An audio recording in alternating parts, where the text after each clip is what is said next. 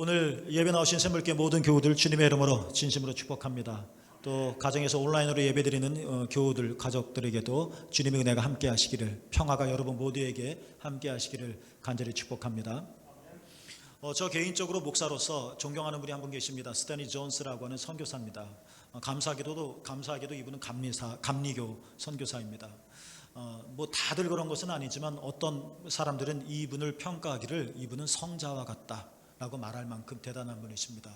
에즈베리 신학교를 졸업하셨는데 굉장히 똑똑하고 공부도 잘 하셔서 학교 선생님으로 모실 정도의 탁월한 실력도 지적인 능력도 가지고 계신 분만 아니라 이분이 평생 인도 선교사에 헌신을 하셨는데, 인도가 종교의 나라이지 않습니까? 힌두교, 불교 뭐 어마어마하지 않습니까? 그런데 거기서 그 타종교들을 멸시하고 조롱하거나 비하하지 않으면서 굉장히 존중해 주면서도 그 사람들, 특히 지도자들을 예수 그리스도의 복음으로 잘 이끌어 나간 정말 탁월한 전도자요 선교사이죠. 그래서 이분의 책이 우리나라 말로 여러 권이 번역되어졌는데 저는 그분의 글을 참 좋아합니다. 감리교 위대한 선교사 스탠리 존스 목사님, 이렇게 탁월한 지적인 능력과 또 뛰어난 영성을 가지고 계신 분, 이분에게 있어서도 한 가지 풀지 못한 참 난해한 숙제와 같은 질문이 하나 있었습니다. 그것은 뭐냐면 바로 고통과 고난이라고 하는 것입니다. 하나님은 선하신데 왜 이 땅의 사람들은 고통을 받아야 하는 것인가 하는 것입니다.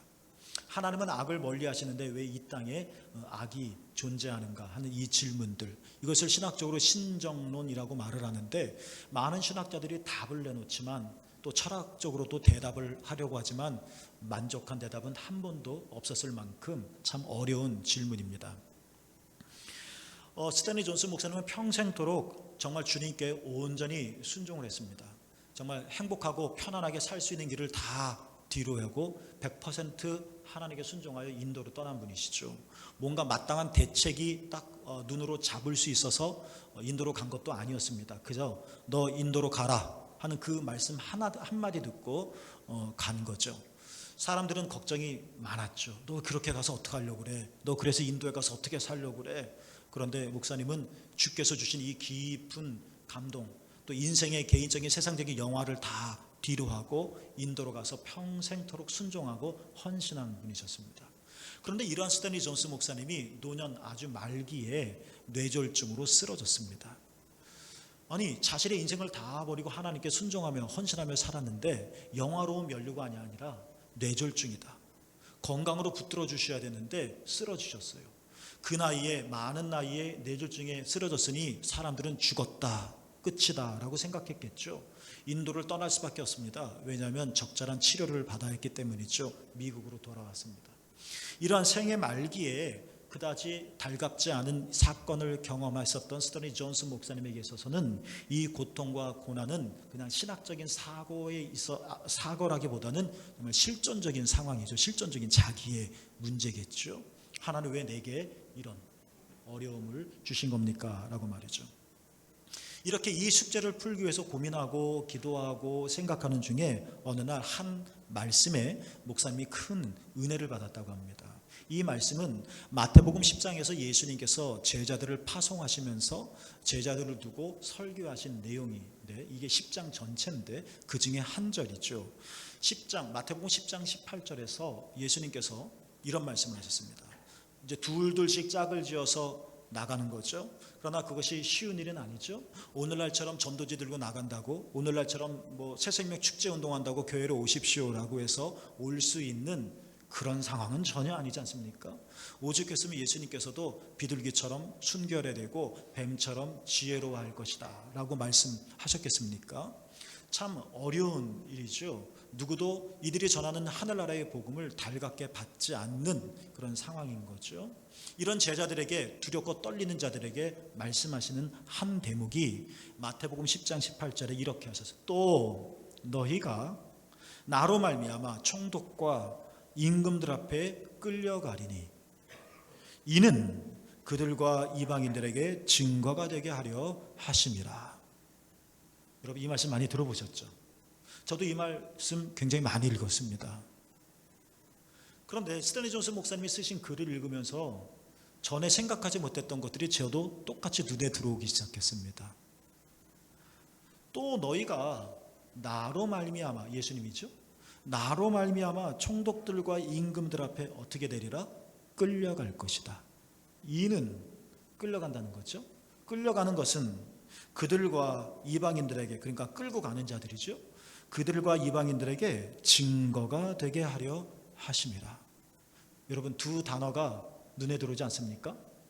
끌려간다, 증거가 되게 한다. 여러분, 우리가 객관적으로 보면 이 두 단어는 서로 양립할 수 없는 것처럼 보입니다. 증거가 되려면 끌려가는 자가 아니라 끌고 가는 자가 되어야 되지 않을까요? 증거가 더 용이해지려면 힘 없는 자가 아니라 힘 있는 자, 세속적인 권력은 아니라 할지라도 실패한 자, 완전히 거지가 된 자, 이런 자가 아니라 뭔가 성공하고 우러러 볼만하고 모델이 될 만한 사람이 되어야 증거가 될 만하지 않겠습니까? 이게 일반적인 생각이지 않습니까? 근데 이 두 가지 단어, 같이 나란히 쓸 수 없는 이 두 단어가 예수님의 말씀 속에서 가지런히 놓여 있다는 겁니다. 끌려갈 것이다, 이는 증거가 되게 하려 하십니다. 이 본문을 읽으면서 스탠리 존슨 목사님이 깨달은 겁니다. 하나님은 우리의 끌려감을 통해서도 하나님은 증거가 되게 하시는구나, 이 놀라운 사실을 발견한 겁니다. 그래서 스탠리 존슨 목사님은 이런 말씀을 하셨죠. 그리스도인은 좋은 일이든 나쁜 일이든 자신의 삶에 일어나는 모든 일을 그대로 받아들여 그 모든 것을 예수님을 증언하는 수단으로 삼는 자들이다. 끌려가는 것을 좋아할 사람이 어디 있겠습니까? 비유컨대 끌려다니기보다는 끌고 가기를 더 좋아하죠. 그렇죠? 넘어지기보다는 벌떡벌떡 일어나는 걸 더 좋아하죠. 아무도 좋아하지 않는 일입니다. 그리고 우리는 이것을 세상 사람들은 실패라고 표현합니다. 실패한 자가 무엇을 증거할 수 있겠습니까? 대학에 떨어진, 죄송합니다, 그냥 비우니까, 대학에 떨어진 자가 어떻게 공부의 방법을 알려줄 수 있겠습니까? 그 말을 누가 믿을 수 있겠습니까? 신뢰할 수 있겠습니까? 이런 참 난해한 문제인데, 나는 끌려가는데 놀라운 정말 역설적인 기적이 일어나는 거죠. 하나님은 이 끌려감을 통해서도, 이러한 나를 통해서도 증거가 되게 하시는구나. 성경을 가만히 읽어보면 이 예수님의 말씀이 성경의 많은 위인들 중에 고스란히 증명되는 경우들이 많이 있습니다. 예를 들어 다니엘의 세 친구는 뜨거운 풀무불에 끌려 들어가야만 했었습니다. 당연히 이것은 부당한 조치였습니다. 그런데 성경에 보면 이 세 친구들은 한 번도 거절하지 않았습니다. 반항하지 않았습니다. 기꺼이 끌려갔습니다. 여러분이 잘 아시는 것처럼 이 세 친구는 어떻게 되었나요? 그렇죠. 평소보다 7배나 더 뜨거운 풀무불이었습니다. 이 세 명의 친구를 풀무불에 집어넣으려고 끌고 갔었던 이 군인들조차도 너무 뜨거워서 타 죽었을 만큼 정말 엄청난 온도였었죠. 그런데 하나님께서 그러한 뜨거운 풀무불 속에서도 세 명의 친구들을 구원하여 주셨습니다. 더 놀라운 것이 하나 있습니다. 하나님께서 이 일을 통하여 또 한 가지를 행하셨는데요. 그것은 뭐냐? 하나님께서는 바벨론 왕 느부갓네살에게 하나님의 메시지를 전했다는 것입니다. 오늘날 하나님께서 느부갓네살에게 나타나서 느부갓네살 들어라 하는 이런 음성의 버커란 이런 메시지는 아니지만 세 명의 친구들이 풀무불로 끌려 들어가고 정말 들어갔고 또 하나님께서 지켜주셔서 타 죽지 않은 이 기적 같은 일들을 통해서 뭔가 느부갓네살 마음 깊은 곳에 하나님께서 집어넣어 주신 하늘의 메시지가 있었다는 것입니다. 여러분 오해하지는 마세요. 뭐냐면 하나님께서 느부갓네살에게 이 메시지를 전하게 하시려고 하나님이 의도적으로 이 세 명의 친구들을 고통 풀무불 속으로 집어넣으셨다, 이것은 아닙니다. 그것을 말하려는 것이 아닙니다.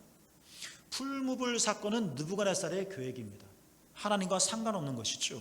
그러나 느부갓네살 계획을 통해서도 아니면 세 명의 친구들의 이런 슬픈 이야기를 통해서도 하나님은 선하신 놀라운 일들을 만들어 나가셨다는 것을, 이 사건 후에 하나님은 이 일을 통해서 느부갓네살 왕이 하나님을 찬양하게 했죠. 그 입술이 복되게 하셨다는 것입니다. 다니엘의 친구들이 풀무불 속으로 들어가면서 했었던 유명한 말이 하나 있죠. 그렇죠? 옛날 성경이 이렇게 되어져 있죠. 그리 아니하실지라도. 개역 성경에는 그렇게 하지 아니하실지라도. 기꺼이 뚜벅뚜벅 담대하게 풀법을 속으로 들어가면서 세 명의 친구들이 말하는 겁니다.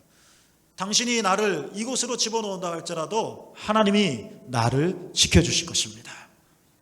여러분, 하나님이 여러분과 함께 하셔서 여러분의 모든 삶을 지켜주실 것입니다. 그러면서 다니엘의 세 친구들이 말하는 겁니다. 그리 아니하실지라도. 나는 하나님이 나를 건져주실 것이라고 생각을 하는데 혹시 그렇게 하지 아니하실지라도 나는 당신을 섬기지 않고 하나님을 섬길 것입니다. 그리 아니하실지라는 세 친구들의 말에는 하나님이 나를 구원하실까? 구원하시지 않으실지도 몰라 하는 의심과 패배감이 묻어있는 말이 아닙니다. 그리 아니하실지라라는 이 말에는 하나님이 풀무불이라고 하는 이 상황, 말할 수 없는 부당한 상황, 억울한 상황, 이해할 수 없는 상황, 하나님이 이 상황 속에서 어떻게 행하실지 나는 충분히 알지는 못합니다. 내가 생각하기엔 하나님이 살려주실 것 같은데 이건 내 생각이고 하나님이 어떻게 하시든지 그리 아니하실지라도 하나님이 어떻게 하실지 나는 온전히 알지는 못합니다. 그러나 나는 하나님이 하실 일을 신뢰합니다. 이 고백이 담겨져 있는 단어가 그리 아니하실지라도 이겁니다. 일본의 한 대학 교수가 있었습니다. 안타깝게도 인생 절정기에 망막박리로 인해서 시력을 잃게 되었습니다. 볼 수가 없게 된 거죠. 젊었고 정말 교수로서 절정을 향하여 올라가는데 앞을 볼 수가 없게 되었으니 자신의 개인적인 삶이 불행할 뿐만 아니라 이제 예고되어졌던 명성도 다 떨어지게 되어졌죠. 너무 절망스럽고 화가 났습니다. 왜 내게 이런 일이 일어나는지 알고 싶어서 불교를 갖게 되었습니다. 그러나 불교에 심취하면 심취할수록 왜 젊은 나이에 내가 시력을 잃게 되었는지에 대한 해답을 찾지를 못했죠. 그래서 우연한 기회에 이 양반이 기독교로 개종을 하게 되어집니다. 성경 말씀을 끊임없이 읽습니다. 도대체 왜 그런 거지? 왜? 그러다가 어느 날 요한복음 9장 말씀을 읽게 되었다고 그랬죠. 요한복음 9장에 어떤 사건이 나옵니까? 태어날 때부터 소경이었던 자 이야기가 나옵니다. 예수님과 제자들이 함께 있었습니다. 주변에 사람들도 있었죠. 그 중심에는 태어날 때부터 소경된 자가 있었습니다. 사람들과 제자들이 말합니다. 예수님, 이 사람이 소경으로 태어난 것이 그의 죄 때문입니까? 아니면 부모의 죄 때문입니까? 하고 물었습니다. 그러자 예수님이 이렇게 대답하셨죠. 근데 이 예수님의 대답은 제자들의 대답과는 완전히 결이 달랐습니다. 시각이 완전히 달랐습니다. 이렇게 말씀하셨죠. 이 사람이나 그 부모의 죄로 인하는 것이 아니라 그에게서 하나님이 하시는 일을 나타내고자 하심이라.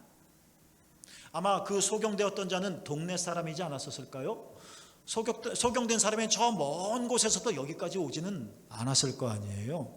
그렇다면 주변 사람들은 이 자가 누구 아들인지 어느 동네에 사는지 알았겠죠.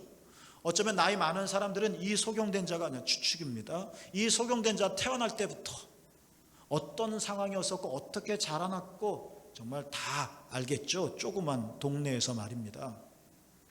사람들도 제자들도 이 사람의 죄 때문입니까? 아니면 부모의 죄 때문입니까? 그러니까 제자들은 이 사람의 슬픈 과거와 눈먼 현재에 대해서만 궁금했습니다. 이것은 자기들이 알고 있는 것입니다.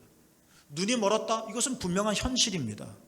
이 사람이 눈이 먼 것이 이 사람의 죄 때문인지 아니면 부모의 죄 때문인지 이 사람의 과거의 모든 시절을 대충 알고 있었습니다. 그래서 이렇게 질문한 거겠죠. 이 사람의 죄 때문입니까? 아니면 부모의 죄 때문입니까? 아니면 또 누구의 죄 때문입니까? 여기에만 머무는 겁니다. 그런데 예수님의 답변은 전혀 생각하지 못했던 것이었죠.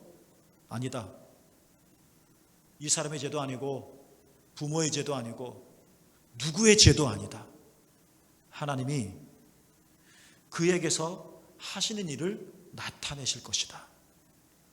예수님은 사람들은 과거에 머물러 있고 사람들은 현재에 팍 박혀 있을 동안에 예수님은 하나님께서 그를 통해서 하실 미래에 대해서 말씀하셨던 것입니다. 소개해드렸던 그 일본의 한 대학 교수가 이 본문 말씀을 읽으면서 정말 찡했던 것이 바로 이 부분이었습니다. 너무 기뻤습니다. 손을 들고 하나님을 찬양했습니다. 그리고 말했습니다. 그렇구나. 나도 이렇게 눈이 멀게 된 것을 통하여 하나님의 역사를 나타낼 수 있겠구나.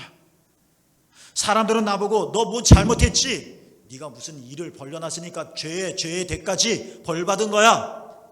사람들은 나한테 이렇게 평가하고 나를 판단하고 아유 불쌍한 지고 뭐 예를 들어서 뭐 전생에 뭐 어떤 사람들이 이렇게 누구의 죄 때문입니까? 이 지금의 현재의 불행은 뭐 때문입니까? 여기에 머물러 있을 동안에 이 하나님의 말씀을 통하여 이 교수가 깨달은 것입니다. 아니구나. 하나님은 사람들이 나의 불행한 과거와 나의 눈먼 현재에 대해서 거기에 갇혀서 나를 평가하고 판단하고 그럴 동안 주님은 그게 아니구나. 오히려 하나님은 나를 통해서 뭔가 놀라운 하나님의 일을 똑같이 나타나시겠구나. 그때부터 그는 자신을 부끄러워하지 않았습니다. 감추지 않았습니다. 한창 나이에 이런 절망스러운 일을 당한 자신의 삶의 죄책감을 갖지 않았습니다. 그들은 오히려 부끄러워하지 않고 복음을 전하기 시작했습니다. 사람들은 가혹한 삶을 이렇게 놀라운 기쁨으로 바꾼 그 교수의 말을 들을 때마다 말 한마디 한마디에 공감하게 되었습니다. 인정하게 되었습니다. 교수의 말을 듣기 위해 몰려들었습니다. 그 일본 교수는 왜 나에게 이런 일이 일어난 것이지? 제자들의 질문이었죠. 이렇게 묻지 않았습니다. 그 교수는 대신 이렇게 물었습니다. 어떻게 사는 것이 합당할까? 예수님의 말씀과 같은 결을 가지고 있는 것이죠. 사도 바울이 로마서 8장에서 위대한 선언을 하나 합니다. 로마서 7장까지만 해도 사도 바울은 그리스도 예수의 의로 인하여 그리스도 예수의 죄의 사함을 인하여 우리가 하나님의 의에 이를 수 있다라는 고백을 쭉 하고 7장에서는 그런데 자기 안에 두 마음이 싸우는 현실을 보면서 아파했죠. 오라 곤고한 자로다. 누가 나를 이 사막의 법에서 건져주랴. 이렇게 슬퍼하던 바울이 하나님을 갑자기 찬양합니다. 그러면서 8장으로 로마서 넘어갑니다. 8장은 성령장입니다. 내 안에 계신 성령께서 이러한 실존적인 영적인 실존 상황 속에서 어떻게 일하시는지, 내 안에서 일하시는 이 성령님을 경험하면서 내가 어떻게 반응해야 하는지 이 고백을 8장에서 담고 있는 것입니다. 그러면서 영을 따라 육신을 따라 쭉 바울이 말하고 나서 8장 위대한 선언, 여러분도 좋아하고 잘하는 말씀 28절에서 바울이 이렇게 말하죠. 우리가 알거니와 하나님을 사랑하는 자 곧 그의 뜻대로 부르심을 입은 자들에게는 모든 것이 합력하여 선을 이루느니라. 할렐루야. 이 바울의 선언이 여러분 삶 속에서도 분명히 나타날 것입니다.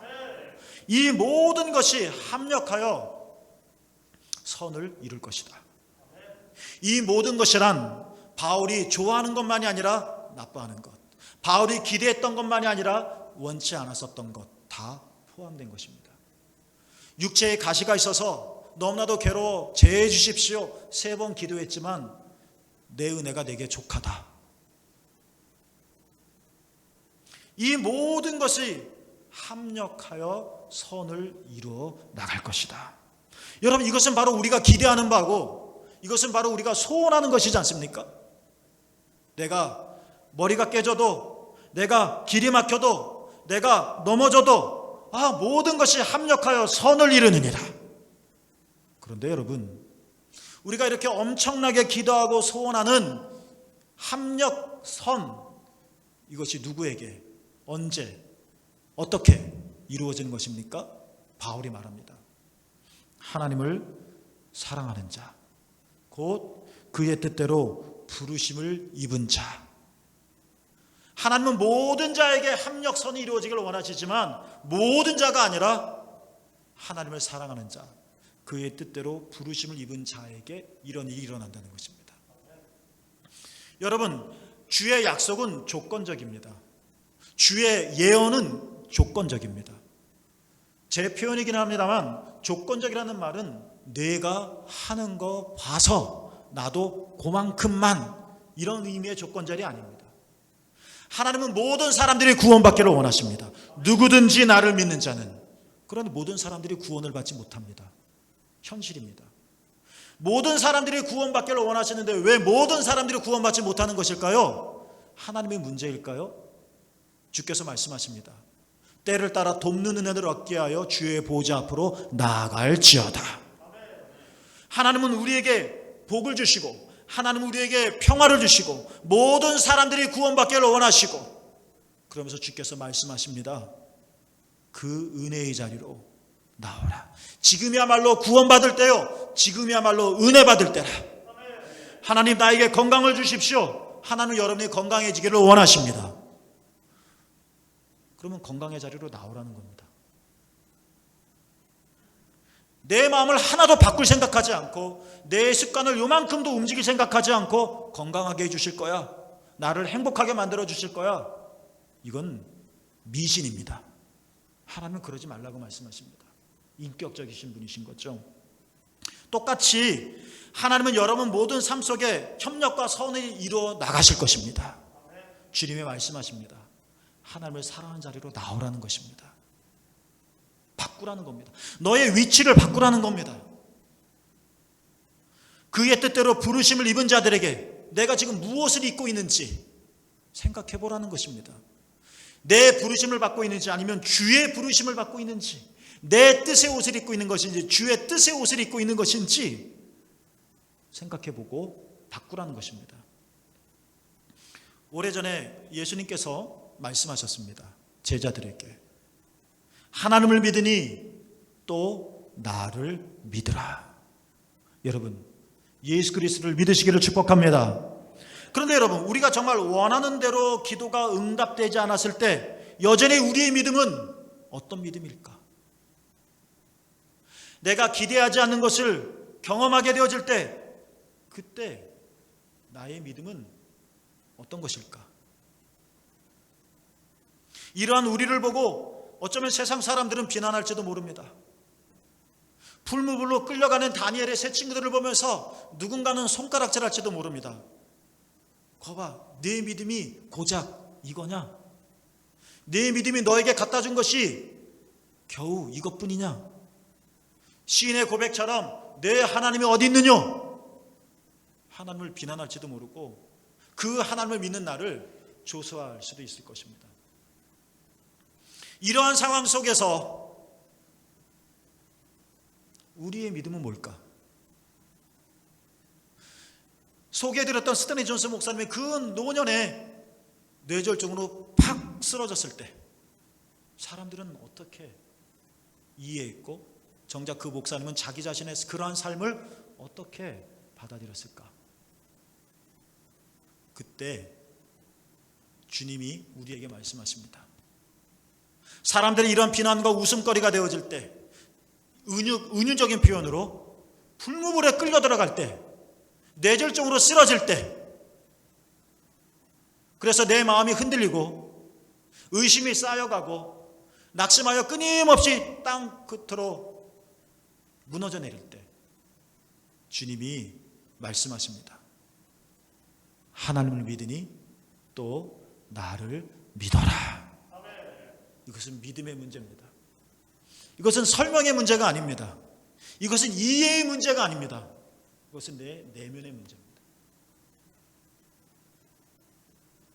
내 하나님이 어디 있어? 하고 절망스러우며 엠마오의 두 제자처럼 삶의 방향을 정반대로 바꿔 다시 돌아가려고 했었던 과거로, 이런 우리를 향하여 주님이 다가오셔서 말씀하십니다. 얘야, 나를 믿어보렴. 이렇게 말씀하시는 겁니다. 내 삶이 수수께끼 같아서 도무지 이해할 수가 없고 왜 자꾸 이런 일들이 일어나는 것이지? 하고 의문에 의문만 쌓여갈 때, 그래서 의미를 조금 더 찾지 못할 것 같을 때, 교회에서 신앙생활하다가 마음에 상처를 입고 이게 뭔가 하고 그냥 깊은 한숨만이 나올 때, 그때 주님이 우리에게 말씀하시는 겁니다. 얘야, 실망스럽지? 얘야, 두렵지? 걱정되지? 그런데 얘야, 사랑하는 아들아, 사랑하는 딸아, 한번 나를 믿어보지 않겠니? 이 주의 음성이 하나님을 믿으니 또 나를 믿어라, 요한복음 14장 1절 말씀이죠. 이 말씀이 귀가 아니라 내 영혼으로 듣기를 원합니다. 나를 믿어보지 않겠니? 온통 혼동스러울 때, 괴로움에 쌓였을 때, 우겨 쌓였을 때, 한 사업가가 1977년에 인도 붐바이로 출장을 갔다고 그랬죠. 일을 잘 마쳤습니다. 다시 고국으로 돌아오기 위해서 국제공항 가는 택시를 탔습니다. 그런데 황당한 일이 일어났습니다. 택시기사가 공항 가는 길을 잃어버린 겁니다. 초조했죠. 그래도 간신히 가까스로 공항에 도착했습니다. 그렇지만 이 사업가가 타야 할 비행기는 벌써 이륙한 상태죠. 그러자 이 사업가가 화가 머리끝까지 났습니다. 막 택시기사에게 소리쳤죠. 이 멍청한 운전사라, 택시 운전을 하려면 당연히 공항 가는 길을 잘 알고 있어야 하잖아. 다시는 택시 운전 같은 거 하지 마! 하면서 엄청 싸댔죠. 비행기를 놓쳐버렸으니까. 그것도 택시기사가 길을 잘못 들어가지고서. 얼마나 화가 났겠습니까? 그런데요, 막 한참 퍼붓고 나자 그 순간 비행기가 하늘에서 땅으로 곤두박질하는 것을 보게 되었습니다. 이거 실제 있었던 일이라고 그러죠. 그러니까 이 사업가가 타야 했었던 비행기입니다. 탑승자 전원이 사망하고 말았죠. 그러자 이 사업가가 택시기사에게 자신의 지갑에 있는 돈을 다 건네주며 말했다고 그러죠. 당신은 멋쟁이 택시기사야. 당신은 내 친구. 뭐 이러는 거예요. 사업가는 그때의 경험으로 삶의 태도를 바꿨다고 그랬죠. 일이 제 계획대로 되어가지 않을 때에도 더 이상 화를 내지 않았다고 하죠. 그러면서 이렇게 말을 했대죠. 좋을지 나쁠지 누가 알겠습니까? 그렇죠. 은유적인 표현입니다. 여러분, 내가 풀무불에 끌려가는 것이 좋을지 나쁠지 누가 알겠습니까? 단언하지 마자는 거예요. 은유적인 표현입니다. 내가 스탠리 존스 목사님 경우처럼 내가 뇌절증으로 쓰러질 때 이게 좋을지 나쁠지 누가 알겠습니까? 새물교 여러분, 우리는 압니다. 좋을 거라고. 왜냐하면 하나님은 살아계시기 때문에 그렇습니다. 여러분, 하나님은 잘하실 것입니다. 예수님께서 말씀하셨습니다. 얘들아, 나를 파는 자가 가까이 왔다. 도망가야 되지 않을까요? 파는 자인데, 포획할 자인데, 끌고 갈 자인데 가까이 왔으니 빨리 도망가야 되지 않을까요? 그런데도 예수님은 파는 자들을 향해 가고자 하십니다. 예수님 한 개인으로는 참 불행하고 슬프고 고통스러운 순간이지만 가십니다. 죽는 것이, 팔리는 것이, 잡히는 것이 하나님의 뜻이기 때문에 그런 것일까요? 예수님이 또 말씀하셨습니다. 일어나라, 함께 가자. 아니, 잡히고 팔리고 죽는 것이 예수님을 향한 하나님의 뜻이라면 예수님만 가시지 왜 함께 가자고 그러세요? 예수님만 죽으시면 되잖아요. 근데 왜 함께 가자고 말하는 걸까요?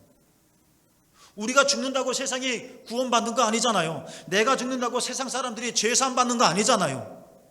그냥 당신 혼자 가시지, 소명의 길 따라서. 그런데 함께 가자. 함께 가자. 이 말의 의미가 무엇일까요? 굉장히 다양한 의미가 있을 것 같아요. 이것들을 우리가 묵상해 보자는 겁니다. 제자들의 눈에는 파는 자, 고난과 죽음만이 보이겠죠. 뻔하지 않습니까? 칼찬 자, 제사장의 종들, 로마의 병사들, 이들이 무슨 일을 행할지 뻔하지 않겠습니까? 그러나 보이는 것이 전부가 아닌 거죠. 그 너머에는 승리와 부활이 있는 것이죠. 눈앞에는 은유적인 표현입니다. 풀무불과 공황의 늦음과 뇌졸중이 있지만 이것이 전부인 것처럼 보이지만 기억합시다. 하나님은 살아계십니다. 합력하여 선을 이루어 나가실 것입니다. 나쁜 거야 하면서 판단하는 것을 중지해 보자는 것입니다. 내 인생은 불행이고 내 인생은 비극이야 라는 내 삶에 대한 내 판단을 멈춰보자는 것입니다. 함께 가자. 이제 우리는 붙잡힐 거야. 예수님마저 붙잡히면 우리도 끝이지. 내 인생에는 아무런 희망도 없어. 얘들아, 그런 생각을 멈춰라. 함께 가자. 파는 자가 있지만 나는 그 파는 자만 보는 것이 아니라 그 너머에 하나님의 영화로움을 내가 보고 이 길을 따박따박 걸어가는 것처럼 너희가 이 상황에 대한 너의 판단 멈추고 나와 함께, 나와 같은 생각을 가지고 가보지 않겠니? 하는 주님의 영원한 생명을 향한 초청이지 않을까요? 주님은 살아계셔서 우리가 전혀 예상하지 못한 길을 여실 것이고, 주님은 살아계셔서 우리가 전혀 기대하지 않았던 은총을 베풀어 주실 것입니다. 이것이 신앙이죠. 주님이 말씀하십니다. 얘야, 나를 믿어버렴. 나를 믿어버렴.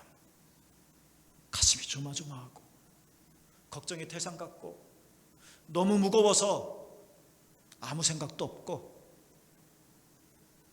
무미건조하고 주님이 다가와서 말씀하십니다.